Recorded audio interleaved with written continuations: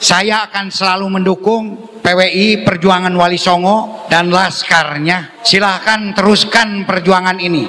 Tidak perlu takut, negara ada di belakang bapak-bapak dan para kiai semuanya.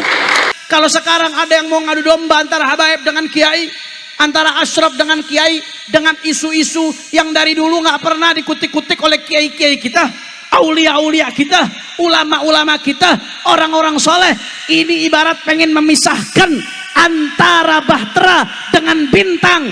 Tujuannya apa? Sadar atau tidak sadar, ingin bikin umat tenggelam, saudara. Buktinya apa? Kalau negara tidak mendukung, tidak mungkin Pak Dan Ramia hadir, tidak mungkin Pak Kapolsek hadir, tidak mungkin Bapak Camat hadir. Ini artinya gerakan kita didukung oleh negara. Jadi tidak perlu takut.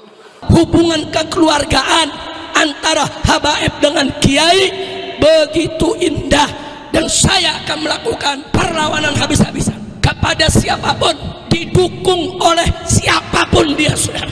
Kalau coba-coba mecah belah umat, coba-coba ngadu domba kiai, saya akan ajak umat Islam, ayo rame-rame bangkit lawan. Jangan sampai dibentur-benturkan. Kita sekarang ini sedang dibenturkan dengan NU, padahal justru PWI adalah sebagai penguat NU. Orang nasabnya sudah jelas kok dinafikan. Ini bisa ditodok kodaf orang ini, menuduh orang berzina. Persahabatan sangat baik, bahkan saling menjadi guru dan murid. Tapi sekarang malah dipecah belah, dimusuhi, dibuat kegaduhan-kegaduhan dengan hujah-hujah sabsatohnya atau hujah-hujah kormatohnya. Saya nggak perlu bahas panjang lebar lah, udah bagi saya udah selesai urusan ilmiah. Di Banten ditantang debat kabur, di Jakarta kabur, itu di Simluk udah selesai, udah selesai. Bagi saya udah nggak penting urusan ilmiah, tapi saudara, nggak penting saudara. Tapi yang terpenting ibadah Allah, ini bagi saya ini bukan soal urusan ilmiah. Ini adu domba tanpa disadari antara habaib dan kiai. Ini adalah urusan kebencian, ini adalah urusan kedengkian, ini adalah urusan hasad. Ini ada backing di balik ini yang pengen ngadu domba umat Islam, saudara. Dan karena PWI pun juga sama, yaitu salah satu visi misinya itu untuk memerangi intoleransi, untuk memerangi radikalisme, untuk memerangi penjajahan secara ideologis, maka saya siap berada di belakang PWI. Mereka bilang, kiai, kenapa jadi budak orang Arab? Nah kalau nasab sudah nyambung ratusan tahun, tiba-tiba dibohongkan, dianggap palsu dan sebagainya. Ini kodaf, menuduh orang berbuat zina. Siap bela habaib, yakin, betul, siap bersama habaib, takbir. Kalau ada ngadu domba umat, biarkan atau lawan, biarkan atau usir, takbir. Karena sekarang sudah ada politisasi agama. Apalagi di sini kita lihat adanya satu kelompok, satu golongan yang merasa paling tinggi, yang merasa paling suci, sehingga bangsa kita, bangsa Indonesia sebagai yang berdaulat di negaranya sendiri dianggap lebih rendah. Ini muncul sekarang hujah-hujah yang semacam ini. Kaya bener, khayalan wahmiyat semua yang disampaikan. Diwolak-walik, kebenaran dielekno elem, kebenaran yang sudah bertahan zaman Syekhana Khalil, zaman Mbah Hasyim Asy'ari, zaman para muassis yang lain, itu tidak ada masalah. Mboten nonton masalah, sekarang dimermasalahkan. Ngaku nih memperjuangkan, membela Mbah Hasyim, membela Syekhana Khalil. Ini gimana hujah yang semacam ini? Habaib sama kiai dibenturkan, diadu domba. Tujuannya supaya apa? Supaya umat di bawah ribut. Kalau umat di bawah sudah ribut, habaib kiai ribut, apa yang terjadi? Umat sama habaib sama kiai udah nggak sadar, LGBT makin merajalela. Mereka seolah-olah yang paling benar, yang paling suci, sehingga bangsa Indonesia adalah ada di kelas 2. Ini adalah penjajahan secara ideologis, dan itu harus siap melawan. Dakwanya penuh dengan kebencian dan kemarahan. Ini sudah ada tanda-tanda yang seperti itu. Itu bukan sikap Nahdlatul Ulama. Kalau Nahdlatul Ulama dicaci maki orang, justru dimaafkan, diajak mereka, ditunjukkan kebenaran. Nahdlatul Ulama terkenal pemaaf, bukan malah memendam marah kebencian. Makanya saya mengatakan, begitu Habaib dan Kiai diadu domba, dibenturkan seperti ini, saudara, siapa yang diuntungkan? Yang diuntungkan adalah orang-orang yang anti Islam.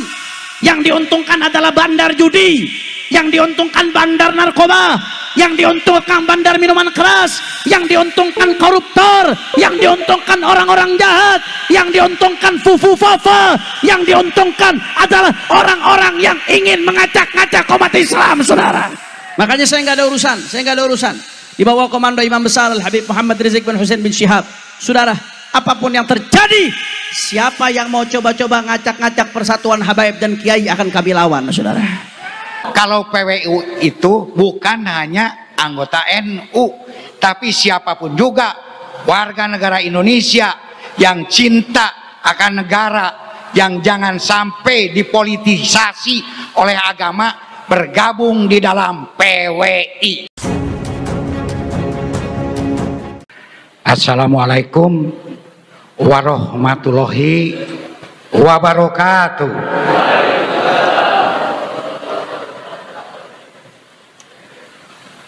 Piwarang di itu, saudara.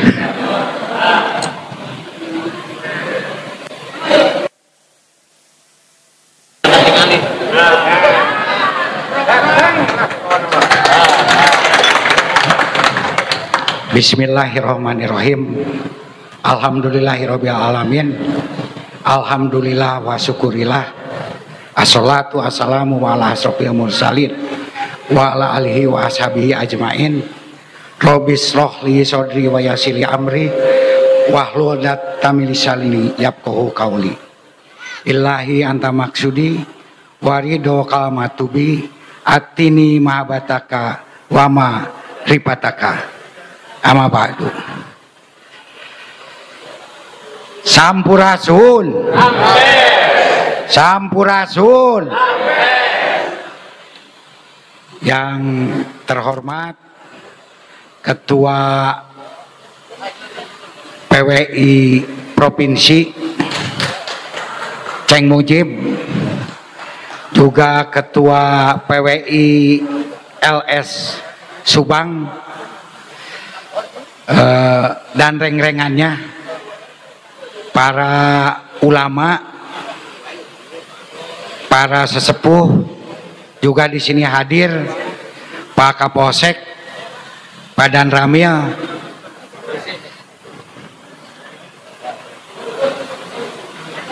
mangga.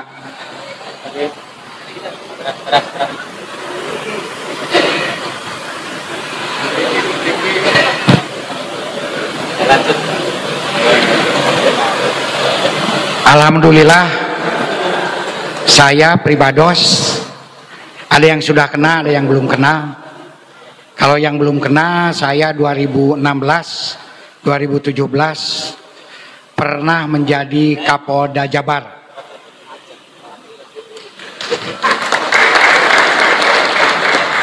Asalnya saya Kapolda Sulsel. Kenapa saya dipindahkan ke Jabar?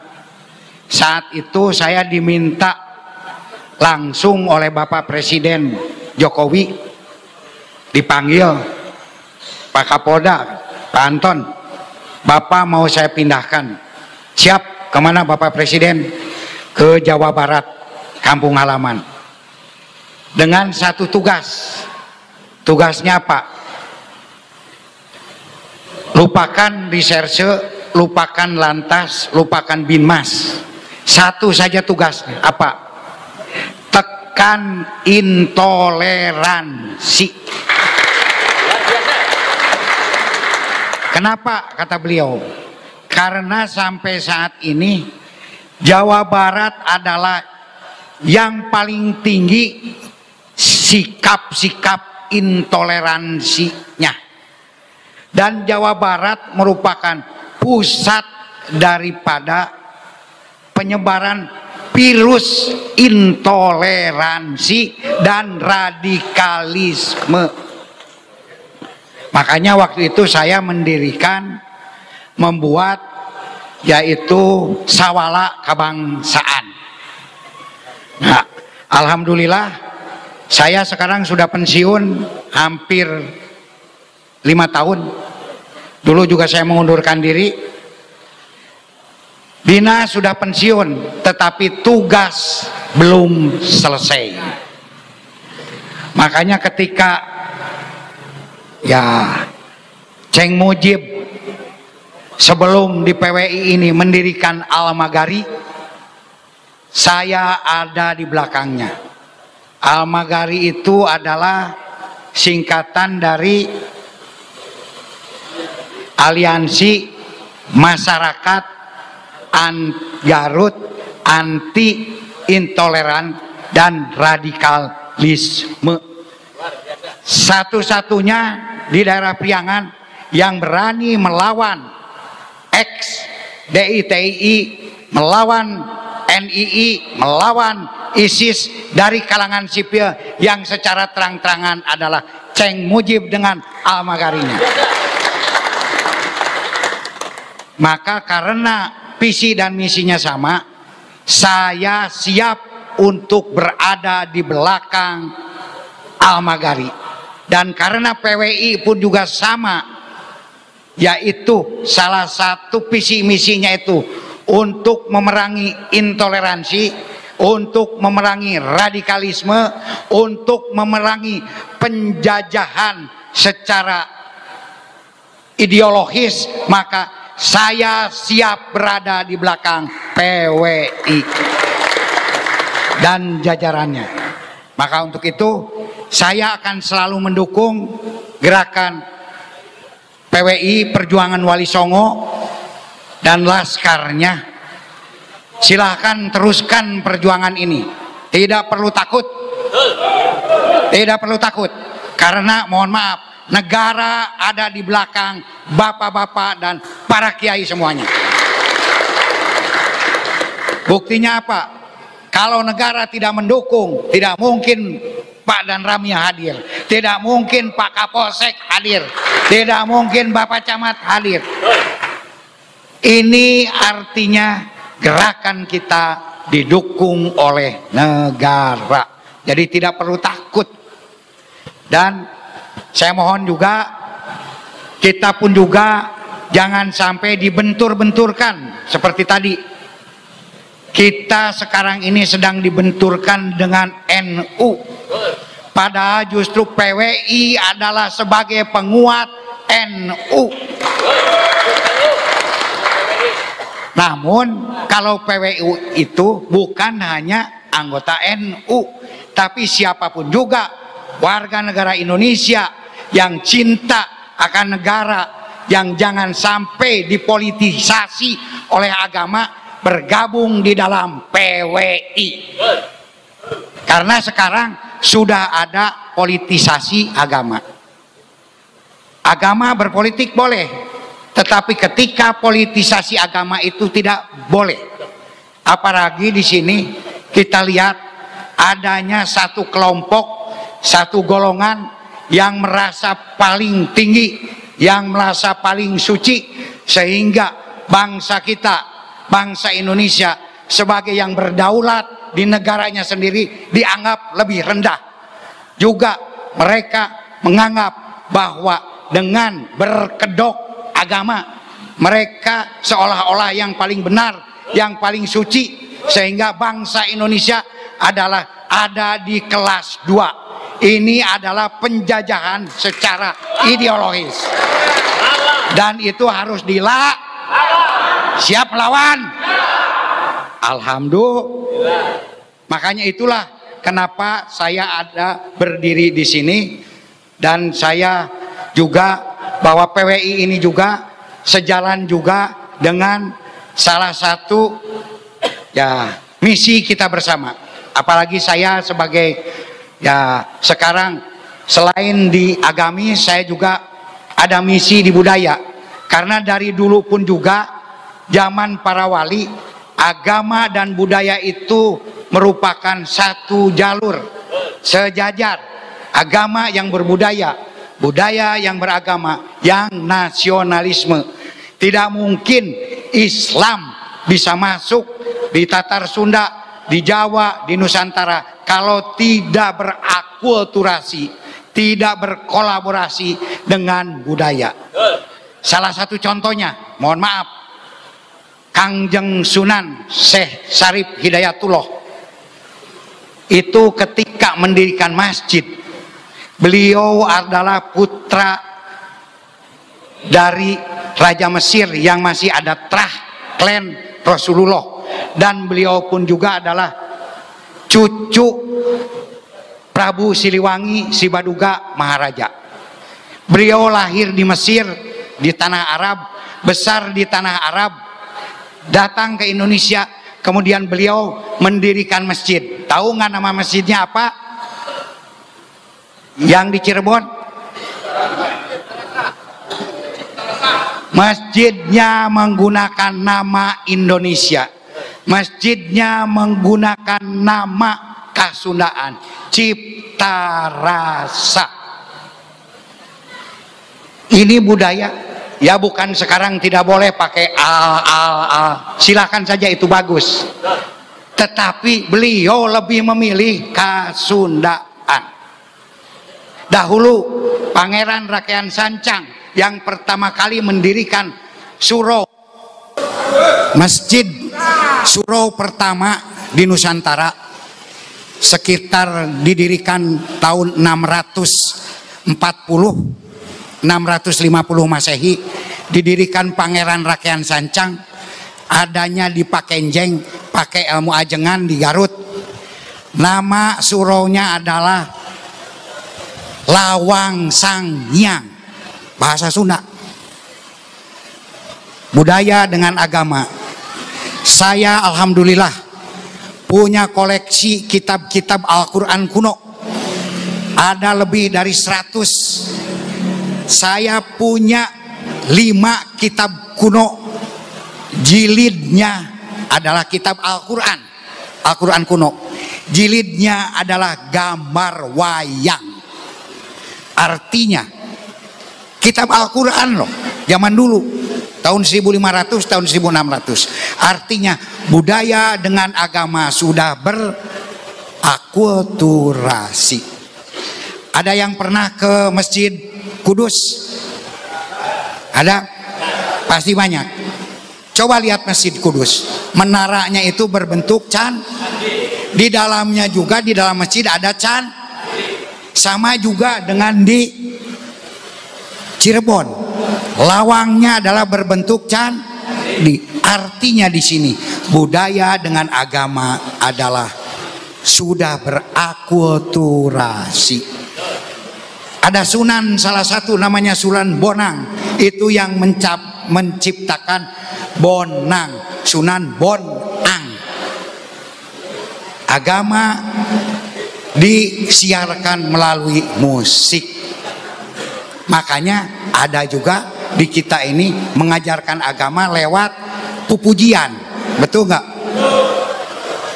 Wujud kidamako muhola patulil hawadisi kiamuhu binafsihi wadaniyat kudrot iroda, dan seterusnya. Di Jawa juga ada tombo ati apa, kan ada, betul nggak?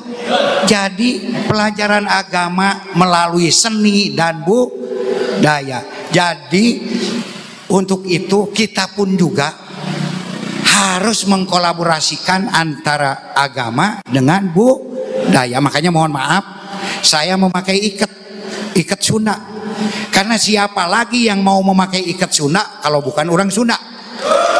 Orang Jawa ge moal daekeun. Jangan sampai nanti ikat Sunda geus diaku ku orang Jawa, geus diaku ku orang Makassar, geus diaku ku orang Brunei, kakarak urang ngegel curug.